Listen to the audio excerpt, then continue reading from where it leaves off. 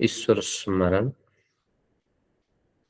ओम यः प्राणन्तो निमिषतो महित्वैक इद्राज जगतो बभूव य ईसे अस्य द्विपदश्चतुष्पदः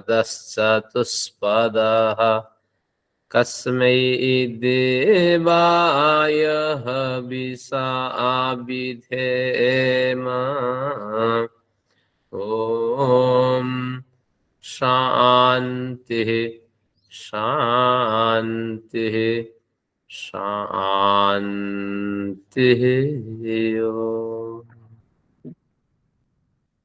बस प्रकाश में राजीव जी अपना माइक म्यूट कर दीजिए। राजीव जी अपना माइक म्यूट कर दीजिए। हम सभी लोग नमन पूर्वक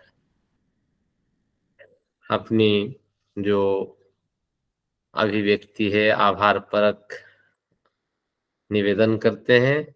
आज के सत्र को गौरवान्वित करने वाले आप सभी लोगों का मैं आभार व्यक्त करता हूं, आप सभी लोगों का धन्यवाद करता हूं, अभिनंदन है। हमारी कक्षा 7वीं कक्षा हो चुकी है और कुछ सूत्र को हम प्रगति के साथ पढ़ रहे हैं। अभी कुछ लोगों से मैंने फीडबैक भी लेने की कोशिश की है।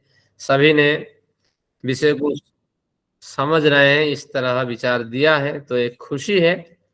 तो एक बार फिर अब तक जो हमने अध्ययन किया उसका स्मरण करते हैं, एक प्रवाह बने।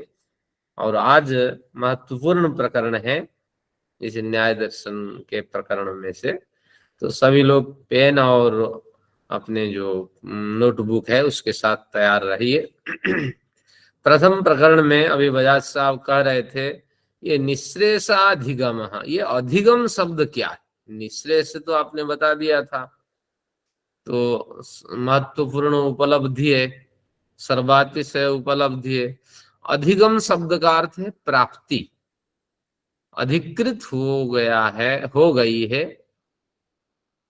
गमन यानी गति, प्राप्ति, उपलब्धि, तो अधिगम का अर्थ प्राप्ति है। तो ग्रंथकार ने शुरू में प्रतिज्ञा वाक्य में कहा था कि 16 पदार्थ को जान लो तो निःश्रेष की प्राप्ति हो जाएगी। तो हमने भी उसका अध्ययन किया। फिर आगे ग्रंथकार ने कहा देखो इसका क्रम भी आपको मानना पड़ेगा, 16 पदार्थ जान लेने से कर्म काम नहीं चलेगा। तो फिर नमस्ते आचार्य श्री, हाँ, आपकी आवाज बिल्कुल स्लो है। कोई नहीं, आ जाएगी। अब धीरे धीरे 16 पदार्थों के तत्व ज्ञान के बाद शास्त्रकार हमें एक संकेत किया कि देखो ये जो 16 पदार्थों का जो तत्व ज्ञान है, इस तत्व ज्ञान से मिथ्या ज्ञान दूर होता है। मिथ्या ज्ञान से आपके दोष यानी राग और द्वेष ये दूर हो जाते हैं। और धीरे धीरे आचार्य जी आवाज नहीं आ रही। मेरे ओर से ठीक है, आप अपने डिवाइस को देखें। धन्यवाद। अब आगे तत्व ज्ञान के उपरांत आप एक बार लीव कर जाइए, दोबारा ज्वाइन करिए। कई बार इस तरह की समस्या होती है, एक बार वॉल्यूम करें। अब तात्पर्य ये रहा कि 16 पदार्थों के जो ज्ञान होगा उसके साथ भी और कुछ कंडीशंस मैंने उस समय लिखा है, तो उससे तत्व ज्ञान की प्राप्ति होगी। तत्व ज्ञान की प्राप्ति हो जाने पर मिथ्या ज्ञान दूर हो जाएगा। जैसे मिथ्या ज्ञान हट जाएगा तो तुरंत ही राग और द्वेष रूपी जो दोष है वो भी हट जाएंगे। तो जैसे दोष हटेंगे तो प्रवृत्ति, सकाम कर्म करने की जो आपकी चाह वर्षों से बनी हुई थी वो भी नष्ट हो जाने वाली है। अब जैसे आपकी जो प्रवृत्ति नष्ट हो जाएगी तो आपका जन्म नहीं होने वाला है, और जो जिस मूल स्रोत से आपका आगमन हुआ था उसी मूल स्रोत में पुनः आप आश्रित हो जाएंगे। फिर अंत में कहा जब आपका जन्म ही नहीं होगा तो इसलिए आपको जो मिलने वाले दुख हैं 3 दुख तो पैदा होते ही मिलते हैं और भोगों को ग्रहण करते ही 4 दुख, और ऊपर से कितने दुख, कितने ऋण, ये सब समाप्त हो जाएंगे। इस तरह ग्रंथकार ने कहा। अब बड़ी रुचि के साथ हमारे जितने श्रोता थे सभी ने प्रश्न रखा कि हमें कम से कम वो तत्व ज्ञान के जो 16 प्रकरण है वो पढ़ लेने चाहिए, भले ही हमारा मिथ्या ज्ञान दूर हो या ना हो, तत्व ज्ञान के बारे में तो जाने। तो इसलिए ग्रंथकार ने शीघ्र ही तत्व ज्ञान का उल्लेख किया। प्रत्यक्ष प्रमाण के प्रकरण में प्रत्यक्ष का कथन किया, फिर 3 तरह के अनुमान का कथन कर लिया, फिर उपमान का कथन किया, शब्द प्रमाण का कथन किया, और आज अनुराधा जी ने स्पष्ट कर दिया है कि ईश्वर ही आप्त पुरुष है और उसके द्वारा उपदिष्ट जो वेद ज्ञान है वो 100% शब्द प्रमाण है। बाकी धीरे धीरे ईश्वर के बाद ऋषि प्रोक्त जो ग्रंथ है 100% तत्व ज्ञान तो है नहीं, 100% शब्द प्रमाण तो नहीं, कहीं कहीं त्रुटियां मिलेगी। जहां त्रुटियां मिलेगी उसको छोड़ दीजिए और जितना ग्राह्य है उतना आप ग्रहण कर लें। और वेद तो स्वयं प्रमाण है, वेद पे 100% शब्द प्रमाण है, और इसका वक्ता जो ईश्वर है वो 100% आप पुरुष है। उसके जो 3 स्तर है, एक तो सत्य ज्ञानी, परोपकारी, सत्य वक्ता, ये जो सारे तीनों कंडीशंस हैं वो ईश्वर पे लागू हो जाते हैं। बाकी लोक में ऋषि आर्य म्लेच्छानाम समान लक्षणम, इसी शब्द प्रमाण प्रकरण में आप पढ़ेंगे एक पंक्ति इसमें वात्स्यायन ने डाली है, ऋषि आर्य म्लेच्छानाम सामान्य लक्षणम। तत्वज्ञानी पुरुष यानी आप तो पुरुष भी कहीं कहीं मिल जाते हैं, ऋषियों में भी, आर्यों में भी और म्लेच्छों में भी मिल जाते हैं, क्योंकि आप तो पुरुष से तात्पर्य है जो इन तीनों कंडीशन में से किसी एक कंडीशन की फुलफिल करता है। उदाहरण है, एक चोर है, वो अपने मित्रों के साथ उपदेश करता है, मित्रों से कहता है भैया गरदारी नहीं करनी, हमारे साथ नहीं करनी, नहीं तो गोली से तुम्हें मैं भून दूंगा। चोर हमेशा ही गरदार करने वाला व्यक्ति है, लेकिन अपने मित्रों को उपदेश देता है भैया कुछ तो संयम बरतनी है अपने दोस्तों के साथ। तो इसलिए यहाँ कुछ हद तक जो नियम सत्य आचरण होता है, तो उतने हद तक अगर 1% मिल जाता है हमें, तो उतने हद तक वो आप्त पुरुष है, आप्त ज्ञानी है। तो बाकी 99% उसके माइनस में जा रहा है। तो इसीलिए कहीं भी किसी भी स्तर से हमें तत्वज्ञानी पुरुष मिल सकता है। तो इस तरह खोज अगर रहेगी तो निश्चित रूप से अच्छे व्यक्ति का भी कल्याण आप कर सकते हैं, और गंदगी से गंदगी मार्ग पे चलने वाला जो व्यक्ति है, गंदा मार्ग पे, उसका भी उद्धार हो सकता है। तो ऐसा नहीं कि इस वर्ग में हमेशा गलत कार्य होता है, यहाँ अच्छा व्यक्ति है ही नहीं, ये बात है ही नहीं। तो निश्चित रूप से देखिए, भोग भोगने वाले उस समय राजा लोग होते थे। कैसे गौतम बुद्ध निकले, उन्होंने बहुत बड़ा हमला किया क्योंकि पशुओं की हत्या हो रही थी। तो उन्होंने कहा मैं शुद्धोदन, मेरा नाम रखा गया है, यज्ञ शुद्ध अन्न से मेरा शरीर का निर्माण हुआ है और मेरा परिवार का निर्माण हुआ है, और यज्ञ शुद्ध अन्न, गाय की हत्या करके और उसकी आहुति चढ़ा करके क्या जो अन्न तैयार होता है वही शुद्ध है। तो इसलिए मैं ऐसे यज्ञों को नहीं मानता, ऐसे वेदों को नहीं मानता। तो इसके कारण से फिर क्रांतियां हुई, और क्रांति आगे आकर के महर्षि दयानंद के पास पहुंचते पहुंचते एक बड़ा स्वरूप हमारे समक्ष आया। तो निश्चित रूप से हमारे सभी पूर्वाचार्य बहुत कुछ कार्य किए, हम सभी ऋणी हैं। तो इस तरह हमने एक पूर्व प्रकरण का अध्ययन किया। तो अब हम देखते हैं कि शब्द प्रमाण के बाद प्रमाण प्रकरण को यहीं रख दिए, क्योंकि हमारा 3 कंडीशंस है शास्त्र, इस शास्त्र के हमारे। एक तो पहले हम नामशः शब्द का उल्लेख करेंगे, प्रमाणों का उल्लेख कर दिया, फिर आगे उनके लक्षण करेंगे, उनकी परिभाषाएं देंगे, ये परिभाषाएं हो गई। अब एक परीक्षा प्रकरण है, प्रमाणों को की परिभाषाएं तो हमने पढ़ ली, जब उसका एक प्रकरण आएगा उसका परीक्षण करेंगे, उस समय द्वितीय अध्याय से हमारी यात्रा है कि नई स्वरूप से होगी। अब हमें भी एक दूसरा पदार्थ का ज्ञान होना चाहिए, वो पदार्थ है प्रमेय पदार्थ। प्रमेय प्रमात्म योग्यम, प्रमाणों से हम सिद्ध करेंगे कि इन चीजों की बड़ी हमें आवश्यकता है। हमारे पास प्रमाण हो गया, अब उस प्रमाण को लगाएंगे। तो इसलिए 12 प्रमेय पदार्थों का उल्लेख किया है शास्त्रकार ने। क्या क्या 12 प्रमाण पदार्थ हैं? आत्मा, शरीर, इंद्रिय और अर्थ। अर्थ से अभिप्राय है हर एक इंद्रिय का जो उसका विषय है, ग्रहण योग्य विषय। कान का विषय है शब्द, स्पर्श का विषय है त्वचा का, रूप का विषय है आंख का, शब्द स्पर्श रूप रस का विषय है जिह्वा का, शब्द स्पर्श रूप रस गंध का विषय है आपकी नासिका का। तो इस तरह ये अर्थ नामक एक प्रमेय पदार्थ है, इसे भी हमें जानना है। तो फिर आगे बुद्धि को भी जानना है। आगे ग्रंथकार कहेंगे ये बुद्धि ज्ञान की पर्यायवाची शब्द है।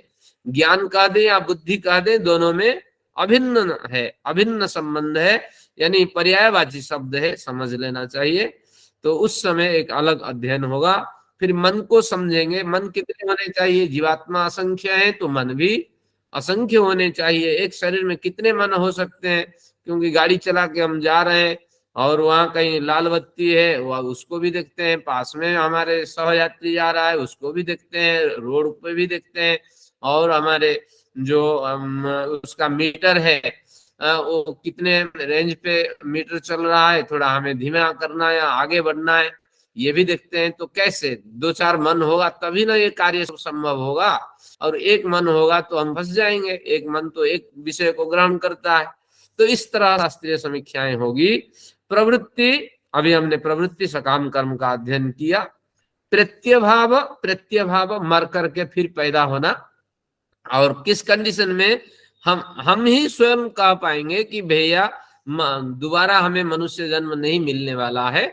तो प्रत्यय शब्द का अर्थ प्रइत्य, भली भांति यहां से प्रस्थान करके फिर भाव, फिर सद्भाव को प्राप्त करना, फिर यहीं आकर के पहुंचना।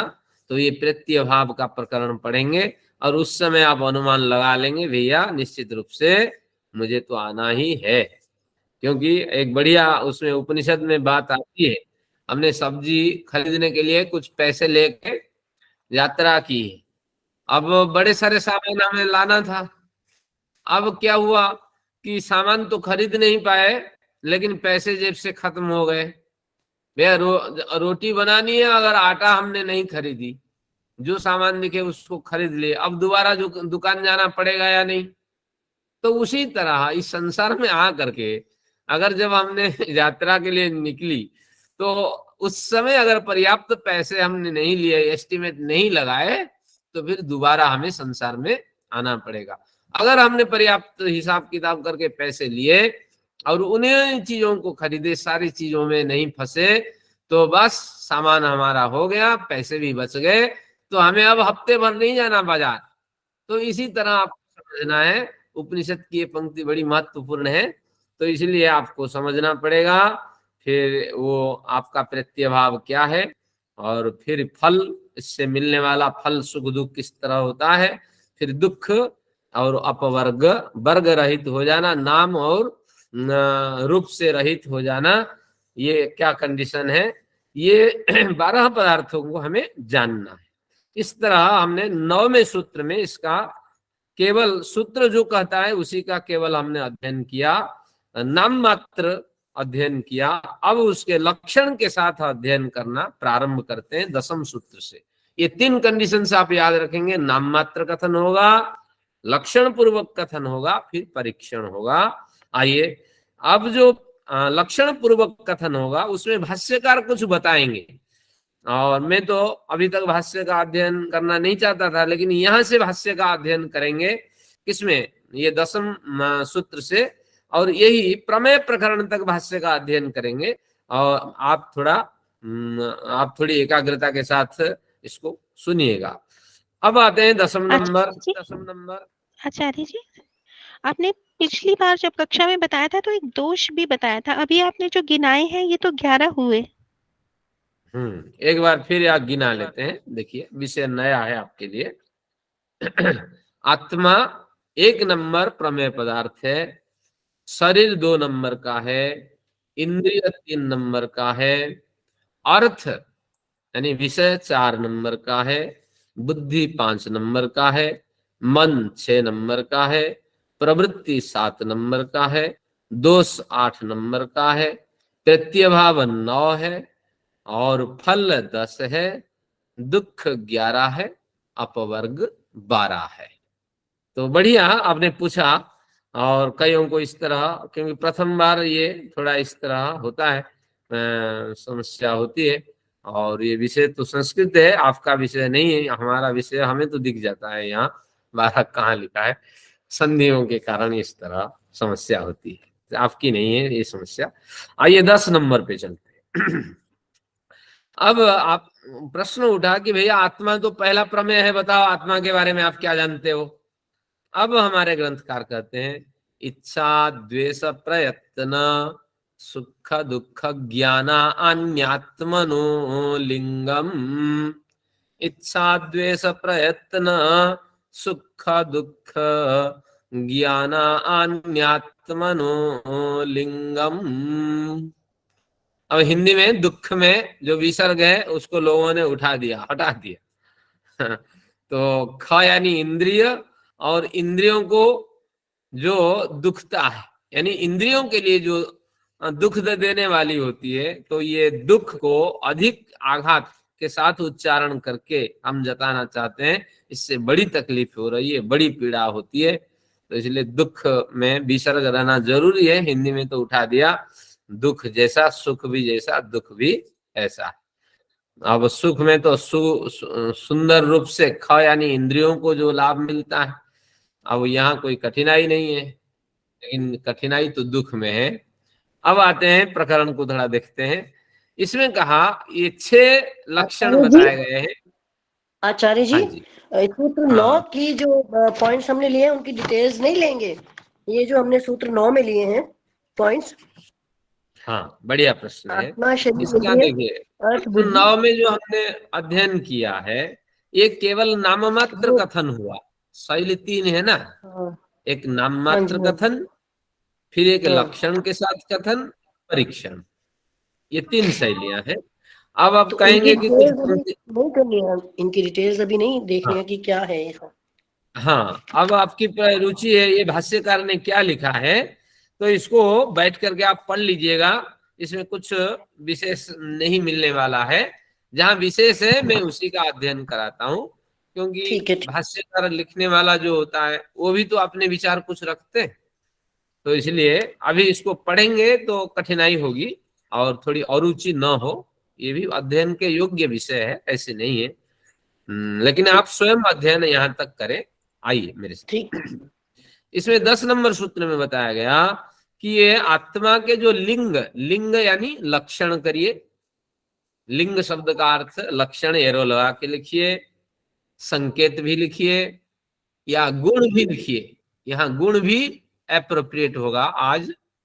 तो आत्मा के लक्षण ये जो हैं तो ये 6 हैं, ये आत्मा के गुण 6 हैं, इसको हम देखते हैं। अब इससे पूर्व कि इस विषय को मैं खोलूं, मैं एक सीट आपको शो कराता हूं, उससे थोड़ा आपको और आनंद मिल जाए। फिर हम क्या करते हैं, इस विषय को खोलते हैं। थोड़ा गंभीर विषय ना हो आपके लिए, सरल हो और ग्राह्य हो, सुपाच्य हो, ये भावना है। ये आपके सामने है, 6 लक्षण थे, हमने इसको 6 लक्षणों में कन्वर्ट कर दिया। थोड़ा और इसको छोटा करता हूं, ये आपको। अब देखिए, हाँ इसमें तो हमारे मित्र लोग आते रहते हैं। अब सभी अनम्यूट हो जाइए, म्यूट हो जाइए, क्योंकि आवाज आ रही है। देखिए इसमें क्या कहा कि जीवात्मा के गुण अभी मान लीजिए थोड़ी देर के लिए, लक्षण भी कह सकते हैं। ये जीवात्मा है, तो इस जीवात्मा के जो गुण है वो चारों ओर विच्छुरित होते हैं, चारों ओर विकिरित होते हैं। तो ये गुण जीवात्मा के चारों ओर इलेक्ट्रॉन्स की तरह मंडराते रहते हैं। इस गुण में प्रमुख गुण ज्ञान है। जीवात्मा के पास प्रमुख गुण ज्ञान है, क्योंकि आगे जैसे प्रक्रिया ग्रंथ पढ़ेंगे न्याय दर्शन के, उसमें कहेगा ज्ञानाधिकरणम आत्मा। इस पंक्ति को भी नोट करिए कि आत्मा के तो लक्षण है, बताओ आत्मा की और क्या परिभाषा है। एक परिभाषा और भी मैं बता दी, ज्ञानाधिकरणम आत्मा। आत्मा में है क्या चीज, बस ज्ञान है उसके अंदर और कुछ है ही नहीं। तो इसलिए ज्ञानाधिकरणम आत्मा, ये ज्ञान है क्या ना, जिसके बदौलत जिस ज्ञान के आधार पे वो कुछ इच्छा करता है, अरे मुझे कुछ चाहिए, और वो कुछ अनिच्छा भी प्रकाश करता है, अरे ये आदमी गंदा आदमी है, अरे ये आदमी दुष्ट आदमी है, इसकी शकल तो मुझे नहीं देखनी है। तो इस तरह जो इच्छा भी करता है और जो द्वेष भी करता है, वही इच्छा द्वेष को करने की जो समझ जिसमें है वही ज्ञान है उसके पास। और क्या है, क्यों इच्छा करता है भैया ये ना, इसको इच्छा इसलिए करता, वहां सुख दिखता है। और अब वो दुख भी करता है, दुख व्यक्त करता है, क्यों उसको दुख दिखता है। जहां दुख दिखता है कौन जाना चाहेगा बताइए। तो इसलिए दुख की ओर वो जाना नहीं चाहता, सुख की ओर जाना चाहता है। दुख के प्रति वो द्वेष करता है, सुख के प्रति उसकी इच्छा होती है। तो इस तरह ये ज्ञान उसके पास है। और फिर अब क्या करता है कि इस ओर वो ज्यादा श्रम करता है, लेफ्ट साइड में, क्योंकि ज्ञान उसके पास है और उससे जो इच्छा होती है उस इच्छा की पूर्ति के लिए उसको सुख दिखता है और वो इसलिए प्रयत्न करता है। घंटों बैठ करके हम यहाँ पढ़ते हैं, मैं भी पढ़ाता हूँ, पता नहीं होंगे अरे इसके पीछे क्या कारण है, हम लोग इतना श्रम क्यों करते हैं। तो इसके पीछे प्रयत्न है, हमें सुख दिखता है और इस सुख को प्राप्त करने की हमारी इच्छा है और इस इच्छा निमित्त हमारा ज्ञान है। आवाज कहाँ से आ रही है, आप म्यूट हो जाइए। हाँ कोई नहीं, ये सब धीरे धीरे व्यवस्थित होने से होगा। तो इसमें क्या हमने अध्ययन किया कि ज्ञान हमारा जितना बढ़िया होगा उस हिसाब से हमारी इच्छा उससे उत्पन्न होगी। ज्ञान अगर हमारी धूमिल होगी तो इच्छा भी हमारी धूमिल होगी। ज्ञान धूमिल है क्योंकि हमने कभी अध्ययन किया नहीं, कभी हमने आत्मसमीक्षा की नहीं, किसी से कुछ ग्रहण करने की कभी रुचि हुई नहीं। तो जैसे पैदा हो गए उस हिसाब से हम जीते रहे। तो हमारी इच्छा क्या हुई कि भैया बढ़िया जल्दी जल्दी में मेरे नहाने से पहले मेरे जो वेटर है, मेरे जो रसोई करने वाला, जल्दी खाना तैयार रहे। खाना कैसे बनता है और किस तकलीफ में वो है वो हमें नहीं देखना है।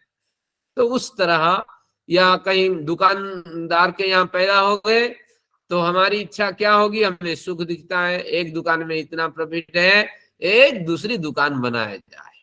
तो ये कहाँ से ये विचार आता है, ये इच्छा कहाँ से आती है।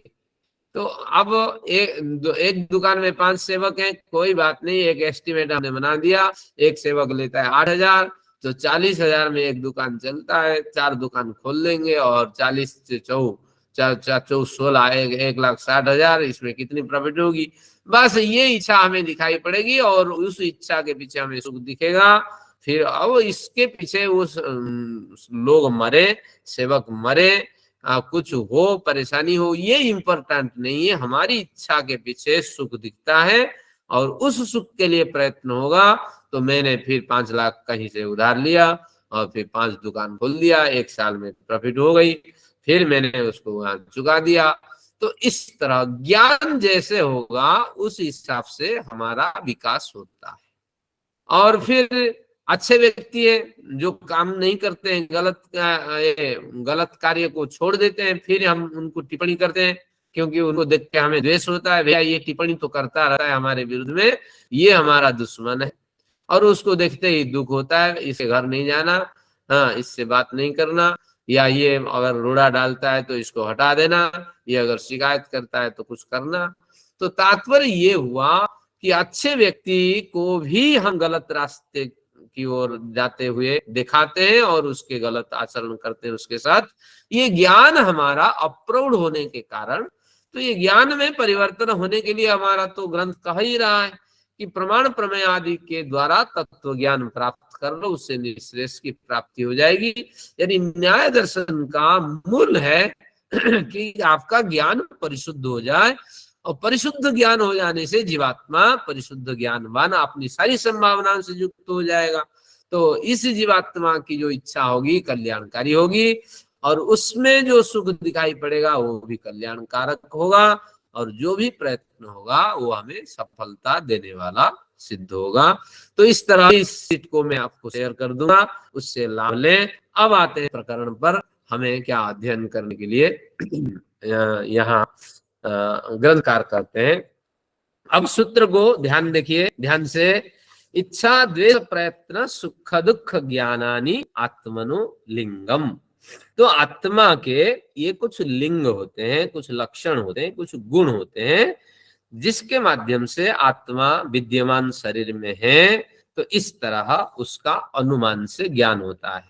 मैं प्रश्न करता हूं, उस वक्त भी बताया था, किस अनुमान प्रमाण से आत्मा का ज्ञान हमें होता है, बताइए कौन सा अनुमान प्रमाण है? सामान्य तो दृष्टम।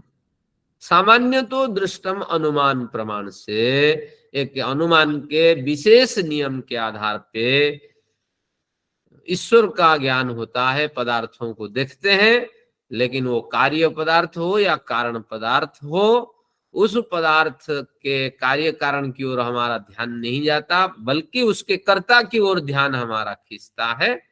सोनार को, आभूषण को देख करके, ये आभूषण 24 कैरेट का है या 18 कैरेट का है, 21 कैरेट का है, ये ज्ञान नहीं जाता। ज्ञान जाता बनाने वाला कारीगर निश्चित होगा कोई। तो इसीलिए अच्छा विद्वान मिल गए तो निश्चित रूप से इसका जो पूर्व कर्म है वो हमें नहीं दिखता, बल्कि पूर्व कर्म का संयोजन करने वाला ईश्वर कितना न्यायकारी होगा। बड़ी ईमानदारी के साथ सारा पूर्व कर्म का फल उसने दिया है। तो इस तरह जो अनुभव होता है वही अनुभव ही यहाँ आत्मा को परिभाषित करता है। अब बारी है आपको लिखने की। अब इसमें देखिए, जो ज्ञान है, पीछे से नहीं, पहले शुरू से चलते हैं, इच्छा से चलते हैं। इच्छा जो है, अब द्वेष जो है, प्रयत्न जो है, और ज्ञान है। तो इसमें लिखिए सुख और दुख। अब आपको लिखना है सुख और दुख, ये दोनों आत्मा के नैमित्तिक गुण हैं।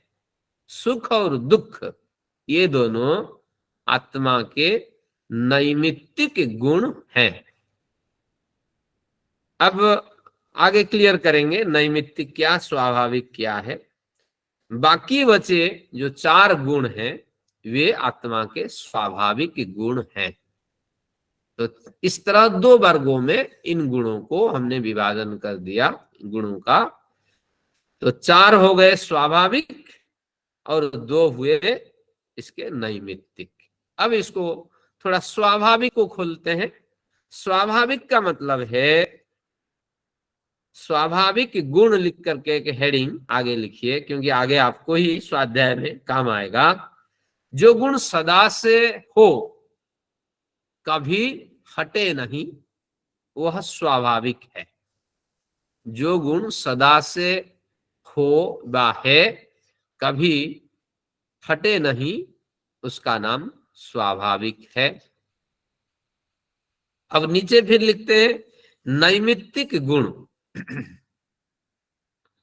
जो गुण किसी निमित्त विशेष से, जो गुण किसी निमित्त विशेष से, कारण विशेष से, बाहरी आवरणों से हमें प्राप्त होता है व होते हैं।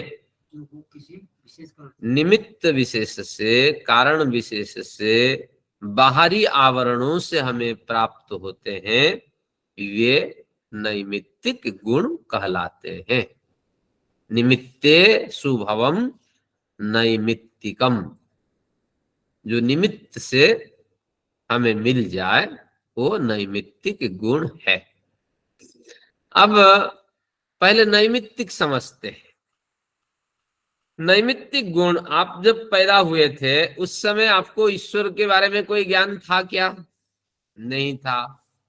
फिर आप पढ़ने लिखने लग गए, हाँ, धीरे धीरे विकास हुआ, ईश्वर के बारे में सुनते रहे। अब देखिए, बड़े लंबे समय के बाद हमें ईश्वर के बारे में थोड़ी सी जानकारी हुई, थोड़ी सी रुचि हुई। अरे ईश्वर तो कुछ है, जिन्होंने बड़ी ईमानदारी के साथ हमारे कर्मों को हमारे साथ दिया, सुंदर परिवार दिया, सुंदर शरीर दिया, अरे समझने के लिए अवसर तो दिया, इससे बड़ा क्या हो सकता है? तो मेरे ईश्वर न्यायकारी है, ये ज्ञान होने लगा। लेकिन यह जो ज्ञान हुआ ये नैमित्तिक ज्ञान है, आपका अपना ज्ञान नहीं है। जो नैमित्तिक ज्ञान होता है उसी के नीचे लिखिए, बिना अभ्यास के और साधना के ये ज्ञान नष्ट हो जाता है। तो इसीलिए अगर अभ्यास नहीं करेंगे, साधना, यम नियम आदि अष्टांग योग का अनुष्ठान नहीं करेंगे, ये ज्ञान नहीं रहने वाला है। अब मैं नहीं पढ़ा हूं 2 साल 4 साल, तो ये न्याय दर्शन की जो पंक्तियां आज बोल रहा हूं वो भी मुझे भूल जाएगा, क्योंकि ये अपना ज्ञान है ही नहीं। तो इसलिए ये नैमित्तिक ज्ञान है, जो माँ से सीखा, बाप से सीखा, आचार्य से सीखा, गुरु से सीखा, प्रयत्न पूर्वक सीखा, मेडिटेशन लगा के सीखा, ये बहुत कुछ हमने जो किया, ये सब नैमित्तिक गुण है। किसी निमित्त विशेष के हावी होने पर ये ज्ञान हमें मिला। जैसे अभी अभी ठंड का मौसम यहाँ चला गया, तो उस समय जैसे आपने गीजर का पानी गर्म कर दिया और जैसे आपने बाल्टी से निकाला और वही 5-10 मिनट के बाद वो ठंड होने लगा। लेकिन जब आप 5-10 मिनट पहले पानी निकाले थे उस समय गर्माहट थी। तो तात्पर्य ये हुआ, किसी बिजली रूपी निमित्त विशेष से उसमें गर्माहट आ गई थी, नहीं तो बाहर टेम्परेचर के साथ उसका तालमेल बैठ गया और ठंड होने लगा पानी। तो इसलिए इसी न्याय से समझ लेना, ये जो कुछ स्वाध्याय कंटिन्यूशन में चलते रहना चाहिए, ताकि थोड़ा थोड़ा इधर से कुछ ग्रहण करें, उधर से कुछ ग्रहण करें, उधर से कुछ ग्रहण करें। सभी तो ग्राह्य नहीं है, जितना ग्राह्य उतने अंदर डाल दीजिए और उससे आपका ज्ञान प्रदीपित होता रहेगा। ये सब नैमित्तिक ज्ञान है। लेकिन यही नैमित्तिक ज्ञान एक स्तर पे इतना अधिक हो जाता है तो आपको निश्चित रूप से क्या करते हैं, ये मुक्ति रूपी जो लेवल है, जो आसमान है, जो महाकाश है, वहां तक ये आपको अभौतिक संस्कार रूपी रॉकेट के जरिए ये आपको भेज देते हैं। तो वहां पहुंच करके आप निःश्रेष को प्राप्त करते हैं, अपवर्ग को प्राप्त करते हैं। ये नैमित्तिक ज्ञान हुआ। अब देखते हैं स्वाभाविक ज्ञान क्या है, एक बार उसको भी देखते हैं। जो हमारा स्वाभाविक ज्ञान है वो कभी नष्ट नहीं होता, हमारे साथ चलता है। तो हमारा क्या स्वाभाविक ज्ञान है, मुझे कुछ व्यक्ति दिखाई पड़ रहे हैं तो मैं जान रहा हूं, जब जब मैं देखूंगा मुझे कुछ व्यक्ति दिखाई पड़ेंगे मैं जानूंगा, जो नहीं दिखाई पड़ेंगे नहीं जानूंगा। मुझे ठंड लग रही है मैं जान रहा हूं, हाँ मुझे सुख चाहिए मैं जान रहा हूं, इसके बाद मुझे जाकर के जलेबी ला के खानी है क्योंकि मुझे सुख चाहिए, जलेबी खाने में बड़ा आनंद आता है संडे के दिन, ये मुझे स्वयं ही अनुभव हो रहा है। तो निश्चित रूप से मुझे सुख वहां मिलने वाला है, हर हालत में मुझे सुख चाहिए। तुम जलेबी दो, छेना क्या करो, छेना मुर्गी दो या और कुछ दो, मुझे तो हर हालत में सुख चाहिए। तो ये जो सुख अनुभव करने की जो चाह है आत्मा की अपनी स्वाभाविक है, मरते दम भी वो चाहता है। कोई नहीं है डॉक्टर, कोई नहीं है तो कोई बढ़िया दवाई नहीं हो सकती, थोड़ा डॉक्टर बदल दो ताकि मुझे थोड़ा और आनंद मिले। मरते दम तक भी हमारे साथ ये रहता है, ये समझ रहती है कि हमें सुख चाहिए, मुझे सुख चाहिए। तो इसलिए आत्मा बड़ा लोभी है, स्वार्थी है। तो कितना भी कार्य वो करे हमेशा चाहती है आत्मा मुझे सुख मिले, ये तात्पर्य है। माँ क्या करती है, मैं कल कोई सीरियल देख रहा था, बच्चे देख रहे थे, मैं बैठ गया, एक माँ कह रही है मैं किडनी दे रही हूँ अपने बेटे के लिए। तो अब मैं वहां कंपेयर किया कि भैया देखो माँ तो इतना बड़ा त्याग कर रही है, लेकिन त्याग के पीछे भी माँ की भावना है कि निश्चित रूप से मेरी वाहवाही हो, मेरी तारीफ हो, और मेरे पास 2 किडनी, एक किडनी रहते हुए मैं तो जिंदा रहूंगी, तो निश्चित रूप से वाह भाई वो तारीफ हो और जिंदगी भी चलती रहे। तो ये कहीं ना कहीं भावना यहाँ छिपी होती है। एक संत बन जाता है तो वो उसके भी आप सोचते होंगे अरे ये तो बेवकूफ आदमी है, देखो भोजन की समस्या है, खाने की समस्या है। तो आत्मा की क्या परिभाषा है, अभी आपने पढ़ा, आत्मा स्वार्थी है, हमेशा सुख चाहती है। तो वह भी सुख चाहता है, लेकिन उसके जो सुख है हमें नहीं दिखाई पड़ता, वो हमारे लेवल से थोड़ा ऊपर के लेवल का व्यक्ति हो गया है। हम चाहते हैं हमें इतने पैसे लगाए, उतने मुनाफा होना चाहिए, लेकिन उसको और कुछ दिखता है, और कुछ सुख उसको दिखाई पड़ता है। फिर भी उस सुख की पूर्ति के लिए वो निरंतर प्रयत्नशील रहता है और वो बीमारी के शिकार होता है, दर दर पे ठोकर खाता है, उसका न घर होता है, न कहीं कोई उसका प्रभुत्व होता है, न कहीं मालिक होता है, फिर भी वो उस पथ पे चलने के लिए तैयार रहता है। तो तात्पर्य ये हुआ कि हर व्यक्ति सुख की तलाश में घूमता है और सुख आत्मा का ही स्वाभाविक गुण है।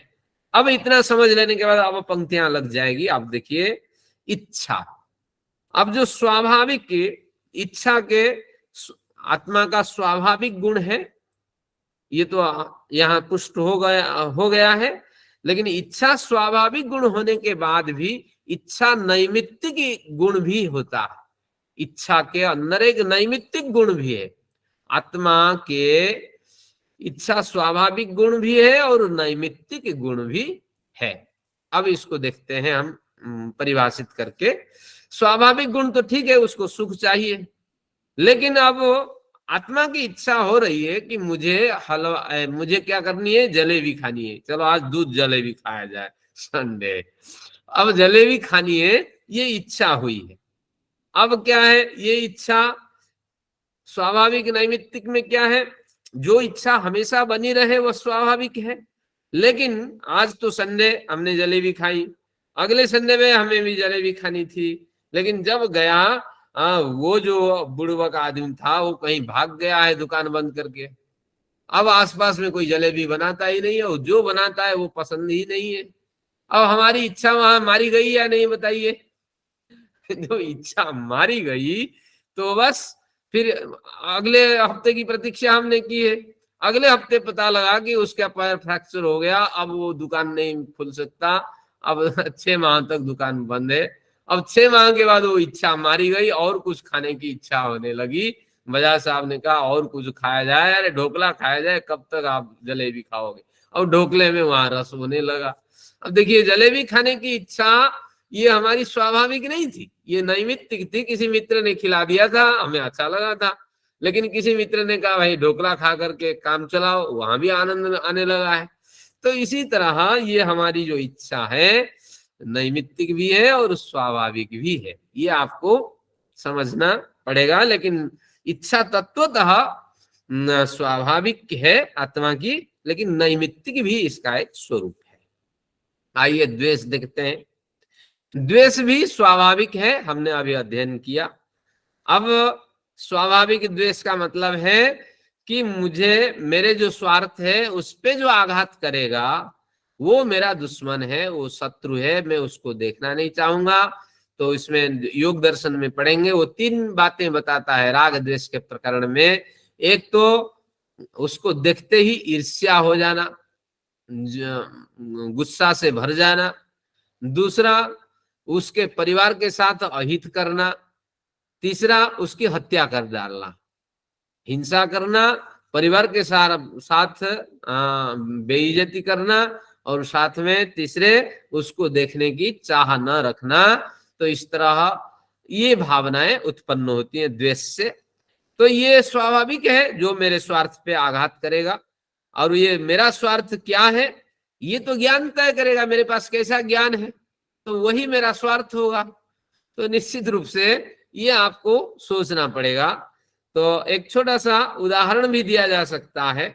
जैसे उदाहरण दिया जा सकता है कि हाँ, एक व्यक्ति पूरा परिवार चलाता है, बाहर रहता है, अपने घर में जितने आश्रित हैं उन सबका कल्याण करता है, लेकिन घर में रहने वाले कुछ व्यक्ति ऐसे होते हैं कि जो खर्चा है उसके लेवल बढ़ाते हुए चले जाते हैं। वो व्यक्ति शहर में रहता है, उसी व्यक्ति के कुछ पारिवारिक सदस्य गांव में रहते हैं, वो शहर का भी देखभाल करता है, गांव में रहने वालों का भी देखभाल करता है। लेकिन जो गांव में रहने वाले हैं तो वो बजट को बढ़ाते रहते हैं, 50,000 तक माह में वो बजट बढ़ा देते हैं। वो कहते हैं अरे वो बाहर रहता है, बड़ा कमाता है, फलाना करता है। तो निश्चित रूप से ये व्यक्ति क्या करता है, कल्याण की भावना से दान करता है, यहाँ भी परिवार चलाता है और गांव में आश्रित है इसलिए उनकी भी मदद करता है। अब दोनों में क्या भिन्नता है, तो गांव में रहने वाले अशिष्ट हैं, वो कभी सत्संग में आए नहीं, न्यायपूर्ण रूप से खर्चा करना चाहिए। अगर 50,000 के लेवल तक अगर केवल आपका राशन पानी हो जाए तो आगे ये कितने दिन तक मदद करने वाला होगा, ये भी सोचना चाहिए। लेकिन ये भावना उनमें होती नहीं है। तो लेकिन ये जो सेवा कर रहा है, निसंकोच सेवा कर रहा है, फिर भी हिम्मत बांध रहा है, ईश्वर दे रहा है, इसी तरह उसकी मदद कर रहा है, इसके पास थोड़ा प्रौढ़ ज्ञान है, तो इस हिसाब से आपको समझ लेना चाहिए। द्वेष भी इसी तरह है। तो द्वेष ज्ञान के आधार पे होता है। हमारा जो द्वेष है, दुश्मन है, जिसे हम दुष्ट मानते हैं, वो कितने लेवल का दुश्मन है ये आपको समझना पड़ेगा। तो मच्छर से मुझे बड़ा द्वेष है, आप सब कहते हैं, तो मच्छर देखते ही गुस्से में आप तमतमा जाते हैं। और किससे द्वेष है, इस दरवाजे से मुझे बड़ा द्वेष है, ये दरवाजा आवाज करती है, करता है। तो इसी तरह आप समझ लेना चाहिए, जहां जहां आपको परेशानियां हैं वहां उन्होंने द्वेष है, ये स्वाभाविक है। लेकिन कुछ नैमित्तिक द्वेष भी होते हैं, ये भी हमें समझना है। मैं सड़क पे घूम रहा था, उदाहरण के रूप में एक व्यक्ति सड़क पे घूम रहा था, एक कुत्ता ने काट दिया। जब कुत्ता ने काट दिया तो हमें कुत्ते को देख करके गुस्सा आने लगा। और जब तक कुत्ता कोई सा भी कुत्ता आ जाए, मैं डंडे लेकर के हमेशा सड़क पे चलता हूँ, शहर पे चलता हूँ तो डंडे के साथ चलता हूँ, क्योंकि कुत्ते को देखते ही गुस्सा चढ़ता है। लेकिन क्या हुआ कि कहीं मैं चला गया और फिर 2 माह के बाद आया और फिर मैं डंडे लेके उसी सड़क पे जा रहा था, वो कुत्ता मर चुका है। अब कुत्ता ही नहीं दिखाई पड़ा। 3-4 बार मैंने आदमी से पूछा, पता लगा कुत्ता मर चुका है। तो कुत्ते से संबंधित जो द्वेष था वो मेरा खत्म हो गया। लेकिन मेरा जो द्वेष है, कुत्ते से अभी द्वेष नहीं है, और दूसरों से द्वेष है। बंसल साहब से है और मंजू मलिक से है, हमारे अक्षय गुप्ता मैडम जी से है। तो इस तरह मुझे तो अब द्वेष तो है अंदर, लेकिन कुत्ते परक द्वेष खत्म हो गया। लेकिन कहीं कहीं ऐसे मुझे माहौल मिल जाएगा तो द्वेष जो अंदर है वो भड़कने लगेगा। तो इस तरह आपको समझना चाहिए, इच्छा भी स्वाभाविक है और नैमित्तिक है, द्वेष भी स्वाभाविक है और नैमित्तिक है। किसी निमित्त विशेष से ये द्वेष प्रकट हो जाता है, फिर निमित्त के हट जाने पर द्वेष खत्म हो जाता है। लेकिन अंदर तो राग द्वेष विद्यमान है मेरे अंदर, और वो ज्ञान अगर परिशुद्ध होगा तो राग द्वेष भी परिशुद्ध होते जाएंगे। साधु भी गाली देता है, साधु भी गुस्सा करता है, साधु भी प्यार करता है, लेकिन किनको गाली देता है? जो उसकी बात मानने वाले हैं, जो कल्याण के मार्ग पे चलने के लिए तैयार हैं, लेकिन कहीं कहीं धोखा हो जाता है तो उन्हीं को वो गाली देता है, उन्हीं को वो शांत करने के लिए कोशिश करता है। उस समय कल्याण के अभिप्राय से जितने कार्य करते हैं वो मन्यु कहलाता है, वो गुस्सा नहीं होता। साधु भी क्या करता है? राग अनुराग रखता है। जो कल्याणकारी व्यक्ति हैं, जो समाज का अच्छा कार्य करते हैं, जो अनुगत शिष्य है, तो उनके प्रति बड़ा प्रेम होता है। हमारा शास्त्र में कहता है कि कितने व्यक्तियों का नाम नहीं लेना चाहिए, कुछ व्यक्तियों के नाम नहीं लेने चाहिए। क्यों नहीं लेने चाहिए? आभार की भावना से। श्रेष्ठ कामो न गृह्णीयात् ज्येष्ठा पत्य कलत्रयो आत्मनाम गुरोर्नाम नामाति कृपणस्य च। शायद मनुस्मृति का पद्य हो या लुप्त किसी स्मृति का हो। अपना नाम नहीं लेना चाहिए, मैंने ये काम किया, मैंने ये काम किया, ये इस तरह वाहवाही नहीं डिंगना चाहिए, क्योंकि त्रुटियां भी हो सकती है और आप पे आरोप हो सकता है। देखो कि कितने तेजी के साथ व्यक्ति कह रहा था, अपनी बड़ाई कर रहा था, इस तरह कहीं निंदा की बात सुनने को न मिले। तो अपने नाम ले करके हर सफलता पर आपको नहीं उछलना चाहिए। मेरे नाम पे 10 कुत्ता पालना, अगर ये काम गलत हो, साबित हो जाए, इस तरह की शब्दावली प्रयोग नहीं करना। गुरु और नाम, अपने गुरु, अपने जो गुरु है उसका भी नाम नहीं लेना चाहिए, यानी नाम लेके नहीं बुलाना, हे रामपाल जी, हे श्यामपाल जी, इस तरह नहीं बुलाना चाहिए। गुरु आचार्य करके को कुछ ना कुछ संबोधन इस तरह रखना चाहिए। तो ये आभार के अभिप्राय से आत्मनाम गुरुर नाम नामाति कृपणस्य च, कृपण व्यक्ति, कृपण को हमने औराती कहा, जो दान नहीं देता है समाज के लिए व समाज कल्याण के लिए सहयोग नहीं करता, वो कृपण है। तो कृपण का मतलब दीन दरिद्र है, वो सबसे बड़ा दरिद्र है, तो उसका नाम भी नहीं लेना चाहिए, घुमा फिरा के बात करनी चाहिए।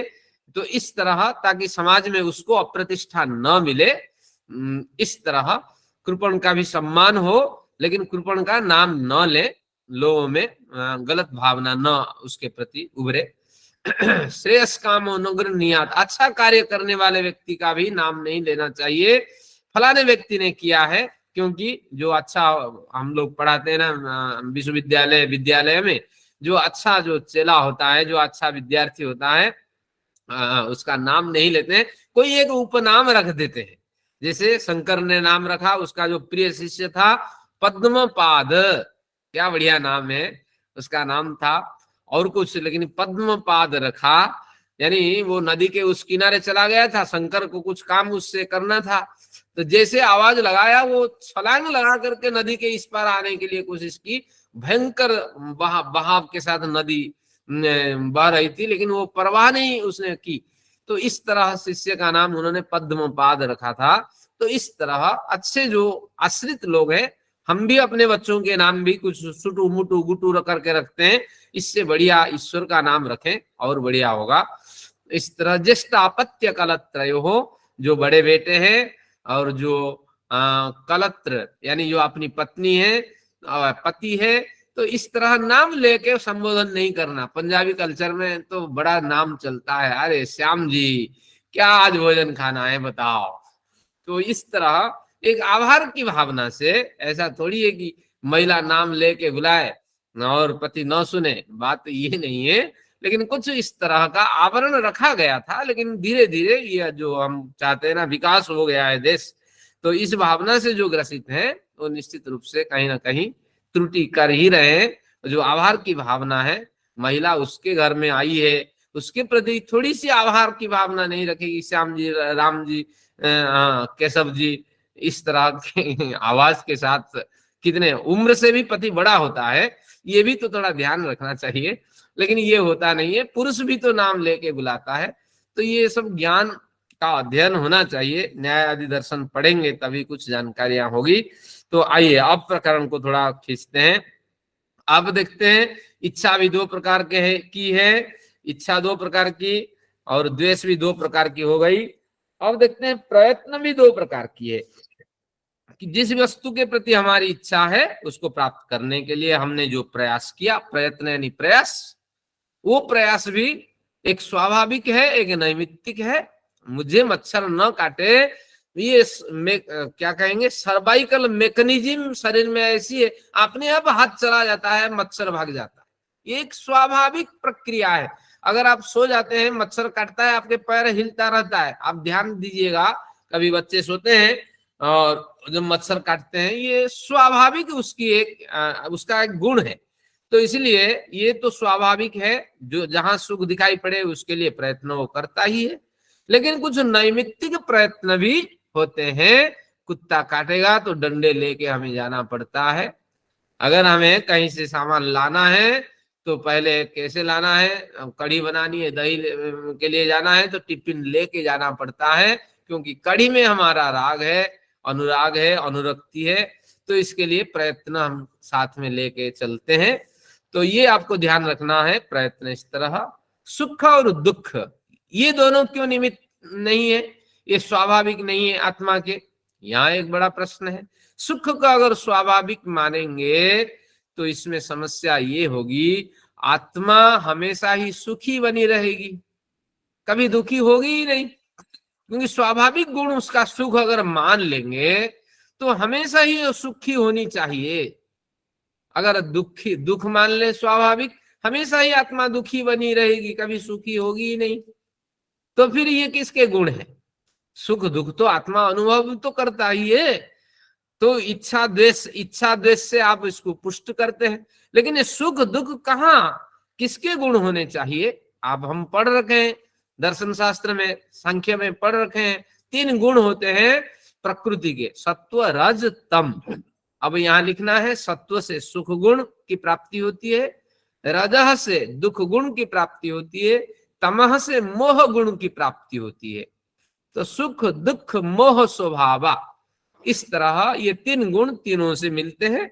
तो निश्चित रूप से आपको समझना होगा ये प्रकृति के गुण है, सुख और दुख। किसी को हाफ पैंट पहनना, अभी गर्मी का समय है, छोटे कपड़े पहनने में सुख मिलता है, बड़े खुशी के साथ पहनता है। जब उसको पकड़ते हैं, भैया ऐसे क्यों पहन के जाते हो? मैं तो एक एक्टर हूं, तो इसलिए मैं एक्ट्रेस हूं, इसलिए तो ये छोटी कपड़ा पहनता हूं, छोटे कपड़े। लेकिन किसी को दुख है तभी वो पूछता है, लेकिन किसी को सुख है। वही एक पदार्थ किसी को सुख देने वाला होता है, किसी को दुख देने वाला होता है। करेला बच्चों को बड़ा दुख देने वाला, अरे क्या सब्जी है। लेकिन जब पढ़ लिख करके हाँ हम लोग विद्वान बन जाते हैं, पता लगता है भैया हफ्ते में तो 1-2 बार करेला खाना चाहिए। तो अरे दही क्या, दूध नहीं देते हो, दही देते हो, सारा खट्टा खट्टा हो जाता है। जब अध्ययन करते हैं हफ्ते में तो 1-2 बार दही भी खानी चाहिए, नहीं तो आपका सारा डाइजेस्टिव सिस्टम खराब हो जाने वाला है। तो तात्पर्य ये हुआ सुख दुख ये प्रकृति के गुण है, और हम अपनी नजरिया समझ के हिसाब से हम टटोलते हैं। लेकिन ज्ञान जितना प्रौढ़ हो जाता है, सुख दुख से प्राप्त इच्छा द्वेष इतने सक्रिय हो जाते हैं, कल्याण के मार्ग की ओर में ले जाने वाले होते हैं। अब आपके पास एक मार्ग बचा ज्ञान। ये हमेशा क्या होता है कि स्वाभाविक गुण होता है ज्ञान का, और कुछ हिस्सों में नैमित्तिक गुण भी ज्ञान के भी होते हैं। ज्ञान रूपी गुणों के नैमित्तिक पक्ष भी दिखाई पड़ते हैं। उदाहरण दिया, जितना भी हमने ज्ञान प्राप्त किया, केवल अनुभव के अतिरिक्त जितना भी ज्ञान प्राप्त किया, जो भी इंजीनियर बने, जो भी डॉक्टर बने, जो कुछ भी हम बने, वो सब नैमित्तिक गुण है। और पाक्षिको वैयाकरण, जो संस्कृत वाले हैं वो इस पंक्ति का आनंद लेंगे। व्याकरण वाला रात दिन उठ करके, जो अगर विश्वविद्यालय में मैं व्याकरण पढ़ाता, मैं भी व्याकरणाचार्य हूँ, तो मेरा काम यही होता था, सुबह और शाम उठ करके मुझे आज अष्टाध्यायी पारायण करना है, कल काशी का पारायण करना है, कल महाभाष्य पारायण करना है। पंक्तियां याद ही नहीं रहेगी तो कैसे होगी? तो इसलिए बार बार मैं देखता हूँ उनका पाठ कुछ नहीं होता है। हम कुछ वेद फेद पढ़ लेते हैं, भैया उनको ज्ञानी बनना है, शास्त्रार्थ करना है, बार बार उसी को रट लगाते रहते। सुबह से छुट्टियां मिल गई तो 2-4 घंटे उसी की रट। तो तात्पर्य ये हुआ पाक्षिको व्याकरण, एक पक्ष में अगर उसने 15 दिन छोड़ दिया, अभ्यास नहीं किया, सारा भूल जाएगा, सारा सिस्टम ही भूल जाएगा कि किससे आपका हल ये लोप होगा और किससे आगम होगा, किससे आदेश होगा। ये सारा प्रकरण, सारी प्रक्रिया भूल जाने वाली है। किसी व्याकरण आचार्य जब ये संस्कृत वाले हैं, उनको बोलिए कि इस साल आपको व्याकरण नहीं पढ़ाना है, वो लड़ जाएगा आपके साथ। मैं व्याकरण पढ़ा लूंगा, कोई बात नहीं। लघु सिद्धांत कौमुदी छोटी सी पुस्तक है, वो लड़ जाएगा क्योंकि उसको सारा कुछ विस्मरण हो जाने वाला। तो तात्पर्य ये हुआ कि ये नैमित्तिक ज्ञान है। आपको भी ये संकेत मिलता है इस कथन से, जो पढ़ रहे हैं इसको बार बार आपको अभ्यास में रखना है, और जहां कहीं माध्यम मिले उस हिसाब से विकास की ओर ले जाना है। आइए, ये पंक्ति हमें बिल्कुल स्पष्ट हो गई है। एक बार सारांश देखिए। आत्मा के ये लक्षण होते हैं, ये लिंग होते हैं, इच्छा द्वेष प्रयत्न और ज्ञान, ये 4 आत्मा के स्वाभाविक गुण हैं, और नैमित्तिक गुण भी हैं। और सुख दुख स्वाभाविक नहीं होते हैं, ये केवल और केवल नैमित्तिक गुण आत्मा के होते हैं। अब ये पूरे प्रकरण को पढ़ेंगे, हमारे पास समय नहीं है, लेकिन कुछ अगले दिन इसको पढ़ेंगे। अभी जो 4 मिनट है, कुछ इससे जुड़े और जो रोचक तथ्य है दूसरे ग्रंथों के आधार पे उसको भी सामने रखते हैं, क्योंकि समय के हिसाब से हमें पढ़ना चाहिए। रोचक तथ्य है कि इस हिसाब से आत्मा को जब हमने समझ लिया, अब आत्मा का हम 4 तरह का वर्गीकरण करते हैं। जब आत्मा किसी शरीर में बंध जाती है तो 2 वर्गीकरण होता है। सशरीर आत्मा का 2 वर्गीकरण है। एक तो बद्ध आत्मा, बद्ध बंधन धातु से बद्ध शब्द बनता है, एक बद्ध आत्मा है। और वही बद्ध आत्मा जो अच्छा कार्य करता है तो पुण्यात्मा कहलाता है। तो आत्मा के शरीर के, हाँ अभी स्पष्ट करता हूं, शरीर के साथ संबंध होने पर 2 तरह का उसका विभाग होता है। एक बद्धात्मा, एक पुण्यात्मा। एक बद्धात्मा, एक पुण्य आत्मा, पुण्यात्मा। बद्धात्मा से अभिप्राय है एक शरीर में तो वो भी बंधा है, पुण्यात्मा भी बंधा है, लेकिन जो बंधा हुआ है उसी शरीर की पूर्ति के लिए वो प्रयत्न करता है, लेकिन उसके पास कोई साधन ही नहीं है उससे ऊपर जा सके। सुबह उठा, वही मैं उदाहरण देता हूं, वही बैटरी वाली गाड़ी में बैठा नहा धो करके, और शाम को गया, जितना कमाया था गाड़ी वाले को दे दिया किराया, बच्चे को घर का खर्चा, स्वयं ही होटल में खाया उसका खर्चा निकाल ले तो 100 रुपए बचा। अगले दिन बीमार हो गया तो फिर 500 कर्जा करना पड़ा। तो ये बद्धात्मा का एक स्तर है। हम सब बद्धात्मा हैं। अपने अपने औकात से हम क्या करते हैं ना, अधिक व्यय करते हैं और उसकी पूर्ति के लिए संघर्ष करते हैं। आत्म कल्याण के लिए कभी सोचते ही नहीं है। 1440 मिनट का एक बढ़िया संकेत में बार बार करता हूँ। हमारे ये जो कुछ आचार्य लोग हैं, राजीव हंडा जी, वो बड़ी तारीफ करते हैं कि दिन भर 1440 मिनट है, और आपने से पूछो भैया ईमानदारी से आपने आत्म कल्याण के लिए कितना समय दिया है? कुछ नहीं दिया। भले ही आप घंटे यहाँ दें, लेकिन ये गौण स्तर का समय दान है। आप केवल जानकारियां कलेक्ट कर रहे हैं। आत्म कल्याण के लिए यानी मेडिटेशन, ध्यान, ईश्वर से जुड़ने के लिए जो जान लिया उसका प्रैक्टिकल कितना समय आपने किया? 15 मिनट भी हम नहीं कर पाते हैं, तो निश्चित रूप से हम सब बद्धात्मा है। अब बद्धात्मा से थोड़ा ऊपर जो उठने वाले हैं, जो ग्रंथ भी स्वाध्याय करते हैं, दाल रोटी की व्यवस्था भी करते हैं, मेडिटेशन आदि लगाते हैं, ईश्वर के लिए समर्पित होते हैं, समाज पर कार्य करते हैं, तो उनको हम पुण्यात्मा कहते हैं। उनको देख करके पुण्यात्मसु मैत्री, जब अच्छे व्यक्ति मिल जाते हैं कहीं कहीं, हमें खुशी हो जाती है और उनके साथ मित्रता की स्थापना करते हैं। आप कहाँ रहते हैं, कैसे रहते हैं, हमारे घर में आइए। आगे ये प्रथाएं थी, हमारे घर में भी कई साधु संत आते थे, हमारे घर में भोजन कीजिएगा, क्योंकि हमारा शास्त्र यही कहता है। अच्छे विद्वान व्यक्ति को देख करके, पुण्यात्मा को देख करके एक मित्रता का भाव अंदर ही जगाओ और उसके नजदीक जाने की कोशिश करो, कहीं ना कहीं जीवन विकास को प्राप्त कर सकता है।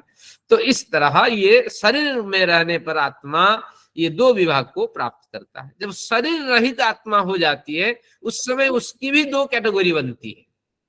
तो शरीर रहित आत्मा की एक अनुशयी आत्मा, अनुशयी, संयम वाला स यहाँ, अनुशयी या में बड़ी मात्रा, अनुशयी आत्मा, अनुशयी आत्मा, और एक मुक्त आत्मा, शरीर रहित की स्थिति है। और अनुशयी आत्मा से अभिप्राय है कि ऐसी आत्मा है, सांख्य दर्शन का सूत्र है, जो लिखना चाहे लिखें, न किंचित अपि अस्ति, न किंचित अपि अस्ति अनुशयिनः। ये 5वें अध्याय में मिलेगा। न किंचित अपि अस्ति अनुशयिनः। हमारे शरीर से आत्मा निकलने के बाद उसकी क्या परिभाषा होगी? बद्धात्मा या मुक्तात्मा का स्तर जब आत्मा क्रश करके ऊपर चली जाती है, परिभाषा होगी अनुशयी आत्मा। अनु यानी पीछे पीछे, शयी यानी सोकर, सोकर यानी मूर्छित होकर। तो ईश्वरीय व्यवस्था के पीछे पीछे मूर्छित होकर चलने वाली आत्मा, अनुशयी आत्मा। तो इस तरह ये आत्मा कहाँ जाएगी, कहाँ रहेगी, ये सब ईश्वर जानता है, क्योंकि उसके पास शरीर होता ही नहीं है। तो आप कहेंगे भूत प्रेत, अरे भूत प्रेत होने के लिए, प्रकट होने के लिए तो शरीर चाहिए ना, शरीर तो है ही नहीं उसके पास, कैसे प्रकट हो जाए भूत? पठान भूत है, कौन सा बेताल भूत है, बेताल पंचविंशति, और क्या क्या भूत है। तो उदय प्रताप मदान हमारे मित्र हैं, उदय प्रताप भूत है। तो इस तरह ये भूत तभी बनेंगे भैया जब उसके पास शरीर होगा, तो शरीर होता ही नहीं है। और मुक्त आत्मा तो आप जानते ही है, सभी ओर से मुक्त है और सारे प्रकृति का आवरण को यही छोड़ दिया होता है, और वो ईश्वर के आश्रित में हो चुका होता है। और उसको जो समझ उस समय होता है, उस समझ ईश्वर के कारण होता है, क्योंकि उसको बिना शरीर के कोई अनुभव नहीं होगा हमारी आत्मा को, क्योंकि आत्मा तो एक ऊर्जा मात्र है। तो उस समय शरीर ईश्वर बनता है। इस समय शरीर हमारा कौन है? प्रकृति है, सत्व रज तम है। लेकिन जब ये स्तर छूट जाएगा, उस समय जो एलिमेंट बनेंगे वो ईश्वर बनेंगे। उस समय का नाम है कि मुक्त आत्मा। तो इस तरह ये आत्मा का स्तर है। अब समय नहीं है, लेकिन प्रासंगिक एक विषय है, मैं और 3 मिनट अतिरिक्त लेता हूं। एक के मनुष्य के शरीर में हम कल्पना करते हैं कितनी आत्माएं हो सकती है। एक तो बद्धात्मा, इसको कहेंगे मुख्य आत्मा या प्रिंसिपल आत्मा, हमारे अंदर बैठी हुई है। अब बारीकी से देखिए, इस शरीर में लाखों अरबों खरबों बैक्टीरिया भरी हुई है। तो हर एक बैक्टीरिया में एक आत्मा सक्रिय है। तो आप देखिए, हमारा शरीर मुख्य आत्मा पे ये परजीवी आत्माएं मौजूद हैं। हमारा मूत्राशय है, हमारा मलाशय है, मल वहां पचता है, वहां बैक्टीरिया भरपूर है। हमारी सांसों के साथ अंदर जा रही है। हमारे पूरे शरीर में, हमारे रोम रोम में जहां से गलत चीजें निकल रही है, शरीर से खून पसीने निकल रहे हैं, वहां सब ये सब बैक्टीरिया, फंगी, वायरस फैले हुए हैं। तो इस तरह परजीवी आत्मा, एक आत्मा मुख्य आत्मा हमारी अपनी है। परजीवी आत्माएं, इनकी संख्या हम गिन नहीं सकते। इसके अतिरिक्त अशरीर आत्मा, अभी अनुशयी आत्मा आपने पढ़ा है, ईश्वर लेकर के कहाँ रखता है अनुशयी आत्मा को? इसी सृष्टि में ही तो रखता है। आगे वेदांत में इसका प्रमाण आता है कि अनुशयी आत्मा को अगर उसने गेहूं के बोरी में रख दिया, अगर गेहूं के बोरी में रख दिया, गेहूं सड़ गए तो आत्मा भी सड़ जाएगी। अनुशयी आत्मा, ईश्वर ने रख दिया गेहूं के बोरी में, यही थोड़ी देर के लिए रुको, फिर उसका समाधान आपको मिलेगा कि वो तो उसका तो शरीर होता ही नहीं है, तो आत्मा फिर सड़ेगी कैसे? तो तात्पर्य ये हुआ कि हो सकता है कि हमारे शरीर में भी अनुशयी आत्माएं मौजूद हों। तो इस तरह एक संभावना लेके चलनी है। तो एक प्रमुख बद्धात्मा में 2 आत्माएं आश्रित हो सकती हैं, नहीं, एक आत्मा तो आश्रित होती है, एक कैटेगरी की आत्माएं, लेकिन दूसरी आत्मा भी आश्रित हो सकती है। और बैक्टीरिया, फंगी, वायरस रूपी आत्माओं की तो भरमार है, लेकिन अनुशयी आत्माएं भी हो सकती हैं। जैसे हमने थूक फेंकी, अब जो मुंह में था वहां बैक्टीरिया नहीं थी, अब वहां नीचे गिरते ही बैक्टीरिया पैदा हो गए। ये कहां से आए? ये अनुशयी आत्माएं हैं। ईश्वर जानता है निमेष भर में किसको प्रकट करना है, किसी को मारना है, किसको रखना है, ये सारी कुछ व्यवस्थाएं इस तरह। तो अब आप ये समझ लीजिए कि आत्मा की तो थोड़ी बहुत जानकारी हुई, लेकिन प्रमुख आत्मा के विनाश हो जाने पर धीरे धीरे ये सब आत्मा सरक जाती हैं। परजीवी जो आत्माएं हैं ये दूसरी जगह शिफ्ट हो जाती हैं। अनुशयी आत्मा ईश्वर की व्यवस्था पर टिकी होती है, तो इसलिए उसमें कोई परिवर्तन नहीं आने वाला होता है। तो इस तरह आत्मा के जो बाहरी पक्ष है हमने उसका भी अध्ययन किया, जो आंतरिक पक्ष है उसका अध्ययन किया, लेकिन समय होता तो हम ये भाष्य का अध्ययन करते। अगले प्रकरण में इस भाष्य का अध्ययन करेंगे, और इस भाष्य में कोई विशेष तो अर्थ नहीं होंगे, लेकिन कुछ आनंद मिलेगा, बैठ करके सुनेंगे। अब कुछ लिखना नहीं पड़ेगा अगली कक्षा में, केवल हमारा जो भाष्यकार है हमारे, वो क्या कहते हैं तो उसका आनंद लेंगे। तो आज की का सत्र यही समाप्त करता हूँ। 6 मिनट क्लेशों से हम पिट गए, हमारे जो कर्माशय है वो डिडक्ट हुआ,